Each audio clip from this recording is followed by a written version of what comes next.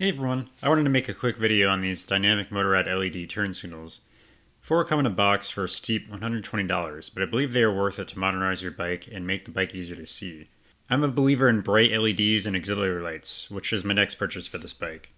While the video does a poor job of conveying the true lumen difference between the two, on the left you can see the stock bulb and on the right is the dynamic Motorrad LED. They're just as simple as installing the stock bulbs. All you have to do is remove the lens with a single Phillips head screw, remove the stock bulb by rotating and pulling, put the LED bulb in the same way the old one came out, and reinstall the lens with a screw. There's no messing around with the CAN bus system, making them virtually painless to install. I have not been in contact with Dynamic Motorrad, and they did not pay me to make this video in any way. I spent my own money on these, and I still feel they are worth it. Of course, these aren't the only LED turn signal replacement bulbs on the market by any means, and nor would I call them the best, as that would be a subjective claim.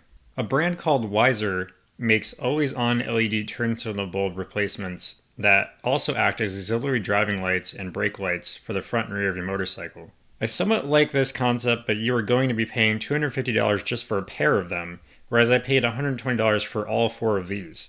Personally, I don't want to spend $500 outfitting my motorcycle with fancy turn signals, and would rather save that money for something more important like good gear.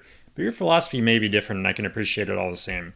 Anyway, I hope you learned something new from this video, and I appreciate you watching. Take care and ride safe.